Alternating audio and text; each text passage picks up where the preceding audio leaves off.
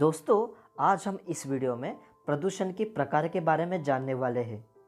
प्रदूषण क्यों और कैसे होता है यह भी जानने वाले हैं।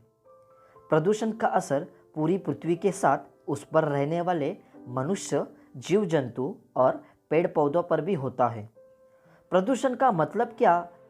इसका जवाब है पर्यावरण में हानिकारक और दूषित पदार्थों के प्रवेश के कारण वातावरण में जो दोष उत्पादन होता है उसे प्रदूषण कहते हैं। प्रदूषण का अर्थ हवा, पानी, मिट्टी आदि का अवांछित द्रव्य से दूषित होना। वैसे तो प्रदूषण के बहुत प्रकार हैं, पर आज हम इस वीडियो में 5 मुख्य प्रकार के बारे में जानने वाले हैं, जैसे कि वायु प्रदूषण, जल प्रदूषण, भूमि प्रदूषण, प्रकाश प्रदूषण और ध्वनि प्रदूषण। तो चलिए हम इस प्रदूषण के प्रकार को एक एक करके समझते हैं कि यह सारे प्रदूषण होते कैसे हैं और इस सारे प्रदूषण का क्या असर होता। सबसे पहले हम वायु प्रदूषण को जानते हैं। वातावरण में रसायन तथा अन्य सूक्ष्म कणों के मिश्रण को वायु प्रदूषण कहते हैं। वायु प्रदूषण carbon monoxide, sulphur dioxide, chlorofluorocarbon और उद्योग और मोटर वाहनों से निकलने वाले नाइट्रोजन ऑक्साइड जैसे प्रदूषकों से वायु प्रदूषण होता है।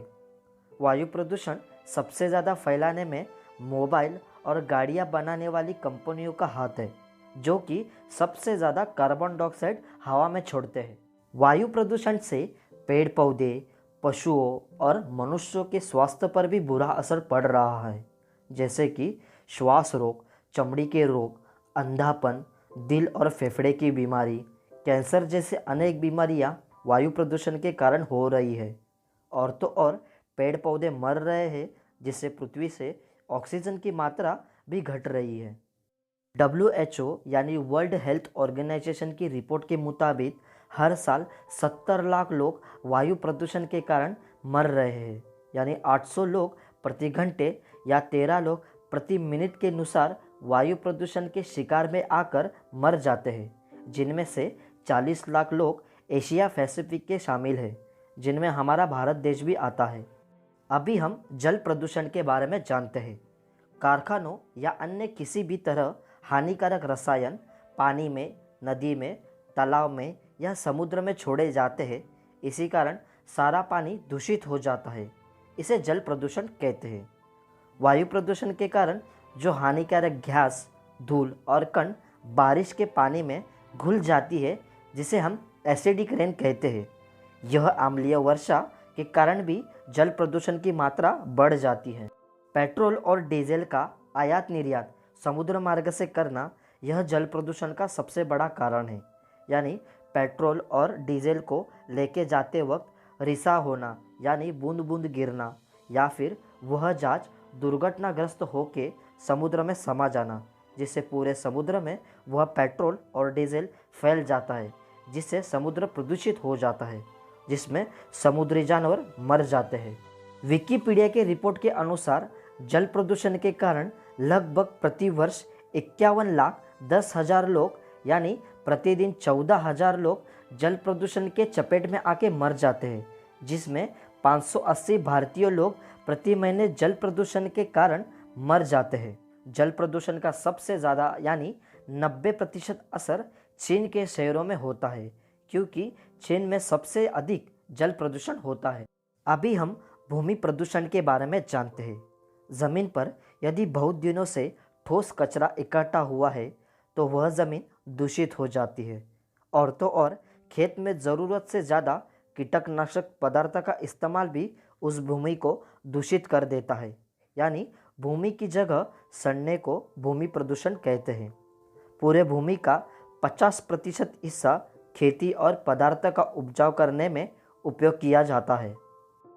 आज जिस गति से विश्व एवं भारत की जनसंख्या बढ़ रही है, इन लोगों के भोजन की व्यवस्था करने के लिए भूमि को ज़रूरत से ज़्यादा शोषण किया जा रहा है, जिसके परिणाम स्वरूप आज भूमि की पोषक क्षमता कम होती जा रही है। पोषकता बढ़ाने के लिए इसमें कीटनाशकों का जमकर इस्तेमाल किया जा रहा है। यानी भूमि प्रदूषण के कारण ही आज हमें अच्छी सब्जियां और फल पोषक तत्वों से भरे नहीं मिल रहे हैं। भूमि प्रदूषण के कारण उस भूमि के आसपास के सारे पेड़ पौधे जीवित नहीं रह पाते और यदि उस दूषित भूमि पर कोई वृक्ष होगा तो वह वृक्ष भी दूषित हो जाएगा और ना ही खाने के योग्य होगा। आपको बता दूं कि 79% खाद्य पदार्थ भूमि के मिट्टी से ही हम सबको मिलते हैं। अभी हम प्रकाश प्रदूषण के बारे में जानते हैं। ज़रूरत से ज़्यादा तीव्र प्रकाश की चीज़ों का इस्तेमाल करना या बिना मतलब का ज़्यादा प्रकाश का उत्पादन करना, उसे प्रकाश प्रदूषण कहते हैं। प्रकाश प्रदूषण का ऐसा कोई ज़्यादा हानिकारक प्रभाव तो पड़ता नहीं है, पर एक प्रभाव प्रकाश प्रदूषण से पड़ता है जो ज़्यादातर शहरी इलाकों में होता है।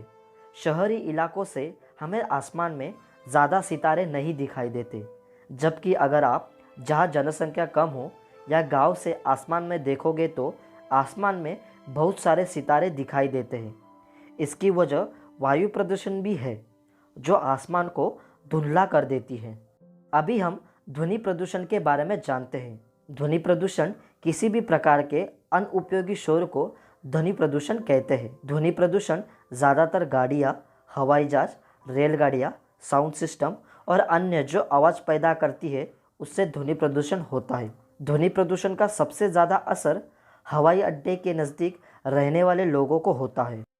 वर्ष 1950 में भारत में कुल वाहनों की संख्या 30 लाख थी और जब 2011 में सर्वे किया गया तब कुल वाहनों की संख्या लगभग 22 करोड़ हो गई।